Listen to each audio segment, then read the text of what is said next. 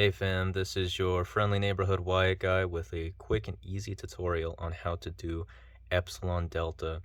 So as you can see, we're working with the function of a limit as x approaches -2.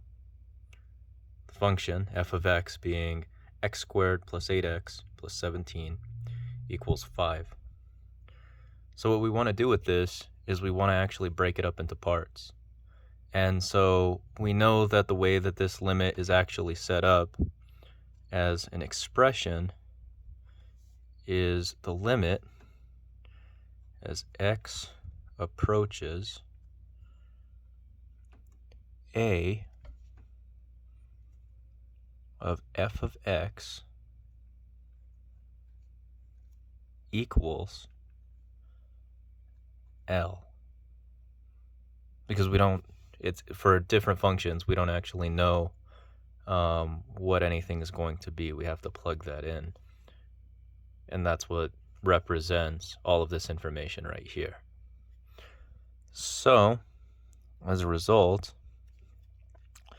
what we can do is we can, extrapolating the information from this equation, we can then say that f of x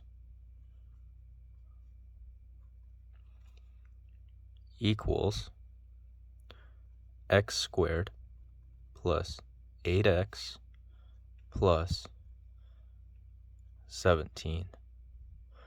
We can also say that a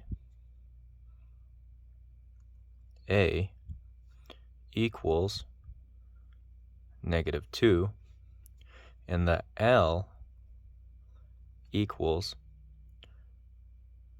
+5. All right, so how do we find epsilon in terms of delta? So the way that we find epsilon in terms of delta is by turning this into an inequality. And so essentially what we're going to do is we're going to take the function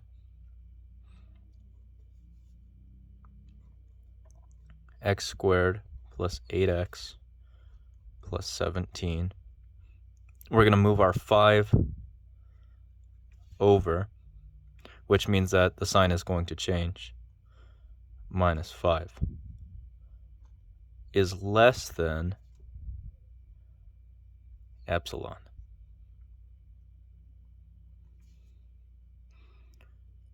What we're also going to do is we're going to look for our delta. And so we're going to say the delta is easier to find. This sign here is going to change as well. So we're going to say that x plus 2, so this is already giving us one of our values, is less than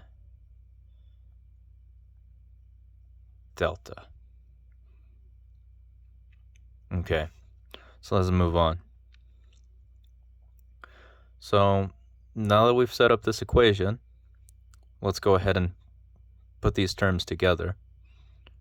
So that's going to be x squared plus 8x plus 12 is less than epsilon.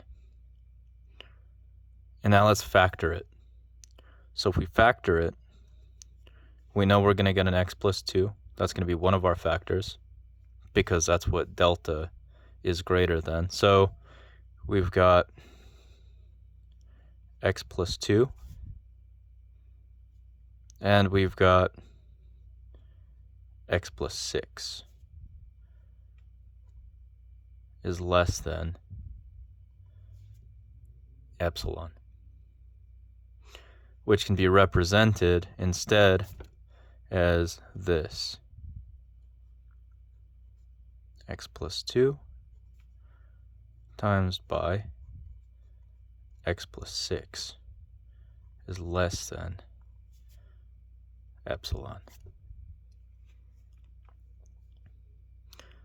All right, so now what they want us to do to solve for epsilon, remember we've got our delta, but we want to find out a value here for epsilon. And so if we're looking for epsilon in terms of delta, Well, then that means that we need to find out what this expression here means.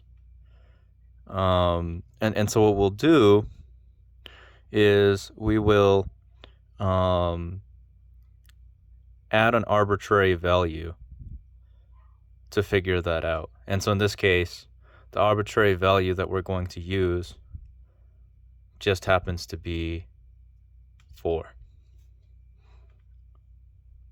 So I'll write that up here. And so when we do this, we're going to put that it is -4, because we want it to be between two values, is less than x plus 2, which is less than our value of 4. Then we want to set up the equation such that down here we have our x plus 6 and what it's less than or greater than.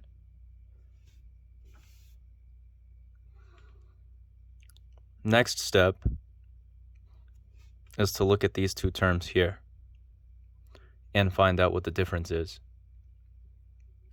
In this case, these are two positive numbers, which means that we're going to subtract these two numbers. So 6 minus 2 is 4, which means that we're going to add 4 to both sides. And so then that means that if we add 4 to 4, we're going to get 8. And if we add 4 to -4, we're going to get 0, satisfying the inequality in the terms that we're using to precisely define in this equation where we're going to find the limit. So now what we can say is we can say, when we proof it, that the absolute value of x plus 2 times the absolute value of x plus 6 is less than delta times by 8, which, if we do that in terms of the expression of epsilon, is epsilon over 8 times by 8, meaning that these two cancel and we're left with epsilon. I hope that this was a good tutorial on how to use epsilon delta to find the limit of a function, or the more precise limit of a function. And I'll catch you again in the next one. All right, later.